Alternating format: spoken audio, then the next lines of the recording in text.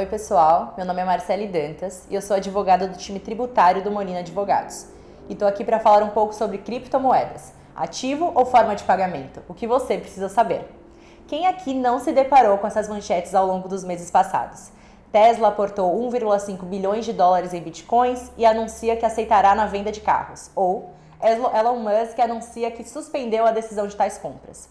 Bom, em que pese se tratar apenas da utilização de uma moeda digital para a compra de bens, sua valorização superou os 44 mil dólares, tendo posteriormente atingido uma queda de 6,76% em aproximadamente 24 horas, caindo de 54 para aproximadamente 52 mil dólares. O crescimento do alcance das criptomoedas e o surgimento de várias espécies demonstra que as tecnologias digitais vieram para ficar e estão em constante e crescente ascensão. Não obstante, a primeira criptomoeda, a Bitcoin, tenha mais de 10 anos de mercado, muitos contribuintes ainda possuem dúvidas quanto à sua utilização e receio quanto ao seu investimento, seja por sua volatilidade, seja por simplesmente não compreenderem o instituto e os aspectos que de fato rodeiam. Levando-se em conta tais considerações, separamos aqui os principais pontos das criptomoedas e aspectos tributários para você, investidor ou entusiasta. Primeiramente, o que são as criptomoedas e como elas se operacionalizam? São moedas digitais, podendo ser centralizadas ou descentralizadas, que se utilizam de um sistema virtual chamado blockchain, para acompanhamento, registro e validação das transações, mediante alta segurança criptografada por código inalterável. Tomando-se como exemplo uma moeda descentralizada como a Bitcoin, que não é emitida por nenhum governo ou autoridade centralizadora, sua operacionalização se dá por meio da chamada mineração. E o que é a mineração? O principal aspecto da mineração é o empréstimo de computadores dos usuários para o processamento das transações mundiais, como uma espécie de servidor compartilhado, em troca de recebimento de porcentagem de moedas e uma remuneração também. Contudo, a principal ressalva quanto a esse mecanismo é o alto consumo de energia elétrica, que acarreta em uma perda de sustentabilidade, ainda que aqui não se trate de uma moeda física. É interessante ressaltar aqui a dinâmica das próprias funcionalidades e características que podem se diferenciar a depender da espécie da criptomoeda. Assim, podemos separar suas funcionalidades como um meio de troca e uma forma de pagamento ou um investimento, um ativo financeiro, podendo ter lastro em meio físico ou não. Devido também a atuarem de modo altamente especulativo por meio da oferta e da demanda, o que lhes atribui alta volatilidade, consequentemente carregam o receio de investimentos e utilização em transações financeiras por parte dos contribuintes, ainda que hoje o mercado conte com mais de 5 mil tipos de criptomoedas. Contudo, dentre as principais vantagens, listamos a segurança, a transparência e a sua rapidez.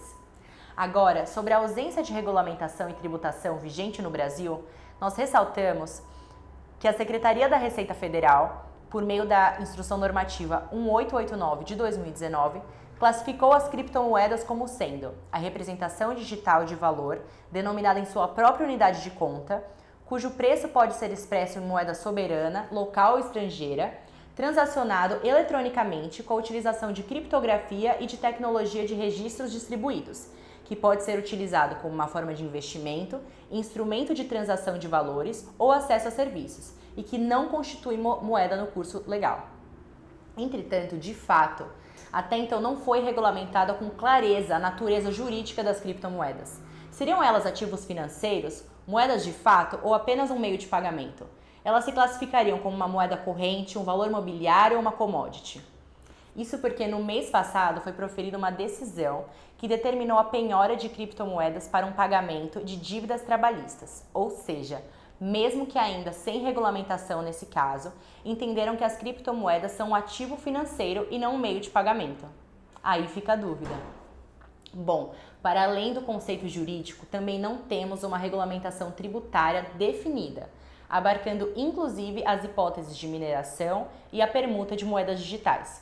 O Brasil ainda não legislou sobre o Instituto, tendo os contribuintes se baseado em meros ofícios da CVM e declarações e instruções normativas da Receita Federal.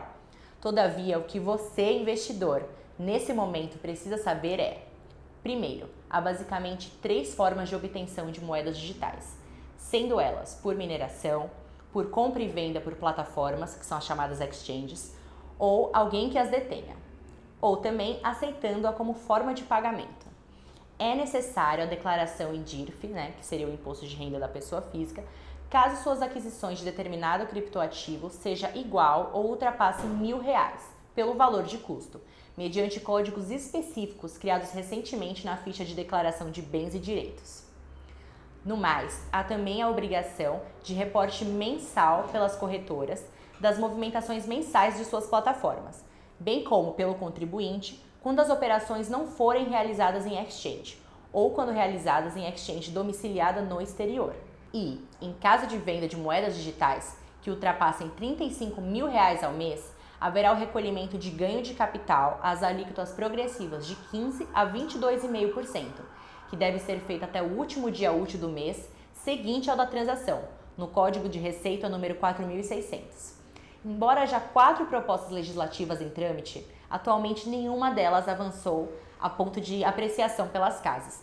Nesse meio tempo, os investidores se encontram em um meio de insegurança jurídica e até incertezas, ainda mais em um momento de discussões de reforma tributária e tendo outros países, inclusive, descartado a aplicação do IVA, que é o Imposto sobre o Conceito de Valor Agregado, sobre esse instituto. Contudo, apesar dessas inseguranças e incertezas, as nossas equipes de tributário e societário estão à inteira disposição para sanar questionamentos ou eventuais dúvidas que vocês tenham. Muito obrigada e, caso você goste do tema, continue nos acompanhando também no Spotify, LinkedIn e também pelo blog do escritório.